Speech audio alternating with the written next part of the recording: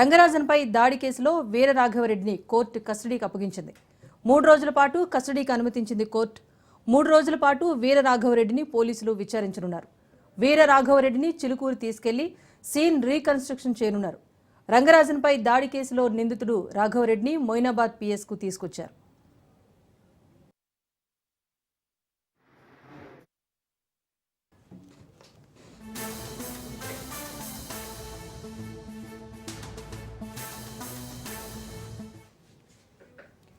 రంగరాజన్పై దాడి కేసులో వీర రాఘవరెడ్డిని కోర్టు కస్టడీకి అప్పగించింది.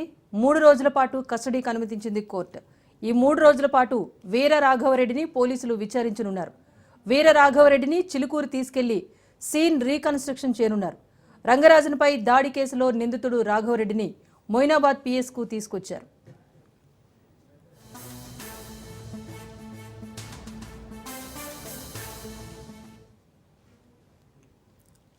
చిలుకూరు బాలాజీ ప్రధాన అర్చకులు రంగరాజన్పై దాడి కేసులో వీర రాఘవరెడ్డిని పోలీసులు అదుపులోకి తీసుకున్న సంగతి తెలిసిందే. ఈ కేసుకు సంబంధించి పూర్తి డీటెయిల్స్ మా ప్రతినిధి రత్నకుమార్ అందిస్తారు. రత్నకుమార్, చెప్పండి, వీర రాఘవరెడ్డిని మొయినాబాద్ పిఎస్ కు తరలించి విచారించనున్నట్టుగా తెలుస్తోంది. పోలీసులు అందించిన వివరాలేంటి?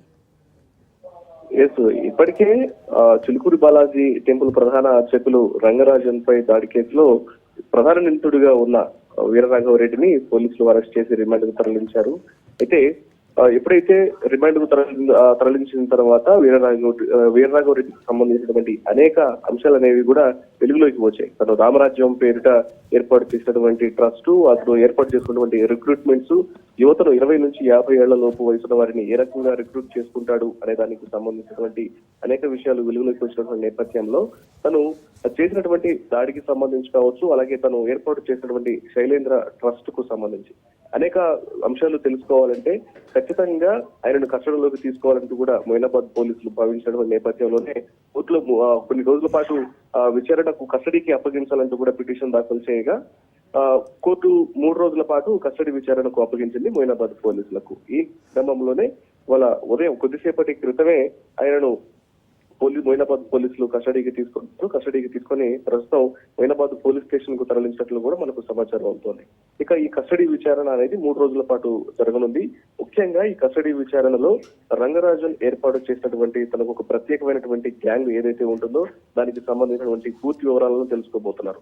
అసలు రిక్రూట్మెంట్స్ అనేవి ఎలా చేస్తూ ఉంటారు, తను నేటివ్ ప్రాంతం తూర్పు గోదావరి జిల్లా నుంచి ఇక్కడకు వచ్చిన తర్వాత ఇన్ని సంవత్సరాల పాటు ఒక రామరాజ్యం పేరు ఏర్పాటు చేస్తున్నాను అనేటువంటి ఉద్దేశంతో తను ఏ రకంగా గ్రూప్స్ ని ఫామ్ చేశాడు, ఎవరెవరి దగ్గర ఎంతెంత వసూలు చేశారు, మనకు అందుతున్నటువంటి సమాచారాన్ని బట్టి గతంలోనే ఒక్కొక్కళ్ళ రిక్రూట్మెంట్ కు 350 రూపాయల రిజిస్ట్రేషన్ ఫీజు అని తీసుకొని తర్వాత వాళ్ళని జాయిన్ చేసుకున్న తర్వాత వాళ్లకు ఫిట్నెస్ పరీక్షలు నిర్వహించి 20,000 నుంచి 30,000 రూపాయల వరకు జీతభత్యాలను కూడా వాళ్ళకు ఏర్పాటు చేశాడు అకామిడేషన్ తో పాటు. సో దీనికి ఇక్కడెక్కడ నుంచి కూడా వాళ్ళకు ఉన్నటువంటి ఎలిజిబిలిటీస్ ఏంటి అనే దానికి సంబంధించి కూడా ఎంతమందిని ఇప్పటి వరకు రిక్రూట్ చేశాడు, దశల వారీగా రిక్రూట్ చేస్తున్నాడు అనే విషయం తెలుసుకున్న తర్వాత దీనికి సంబంధించినటువంటి పూర్తి వివరాలను కూడా తెలుసుకున్నటువంటి అవకాశాలు ఉంటాయి ఈ కస్టడీ విచారణలో. మరోవైపు రంగరాజన్ మీద దాడికి సంబంధించి తను ముందు రోజు ఏ రకమైనటువంటి కుట్ర పనటం జరిగింది, తన గ్యాంగ్ ను ఏ రకంగా రెడీ చేశారు, అలర్ట్ చేసి కరెక్ట్ గా ఈవినింగ్ సమయంలో ఏ రకంగా దాడికి ప్రయత్నం చేయడం జరిగింది, తనకు వచ్చినటువంటి సనాతన ధర్మానికి సంబంధించి కావచ్చు, భగవద్గీత రామాయణాలలో ఉన్నటువంటి అనేక సూక్తులను ఆయన ముందు ప్రబోధిస్తూ వారు తప్పు చేస్తున్నటువంటి విషయాన్ని వీడియోలు తీసి బయటకు సోషల్ మీడియాలో స్ప్రెడ్ చేసే ఈ వ్యవహారం అంతటికి సంబంధించి కూడా ప్రస్తుతం పోలీసులు వాటి మీద ఫోకస్ చేయడం జరిగింది. ఈ దాడికి సంబంధించినటువంటి అనేక కీలక విషయాలను కూడా ఈ యొక్క కస్టడీ విచారణలో తెలుసుకోబోతున్నారు. మొత్తానికి కస్టడీ విచారణ అనేది 3 రోజుల పాటు కొనసాగనుంది. ఇక మరోవైపున మొయినాబాద్ పోలీసులు జరిగినటువంటి దాడికి సంబంధించి కూడా సీన్ రీకన్స్ట్రక్షన్ చేసినటువంటి అవకాశాలు ఉన్నాయి. తన ఎక్కడైతే ఒక కార్యాలయాన్ని ఏర్పాటు చేసుకుని అక్కడ నుంచి యొక్క కార్యకలాపాలను కొనసాగిస్తూ ఉన్నాడో అక్కడి నుంచి చిలుకూరు బాలాజీ టెంపుల్ కి వెళ్లి రంగరాజన్ ప్రధాన అర్చకుల మీద దాడి చేసేంత వరకు కూడా చేసినటువంటి యొక్క ఏదైతే ప్లానింగ్ ఉందో అదంతా కూడా సీన్ రీకన్స్ట్రక్షన్ చేయబోతున్నట్లు కూడా మనకు సమాచారం అవుతోంది. Right, thank you Ratnakumar.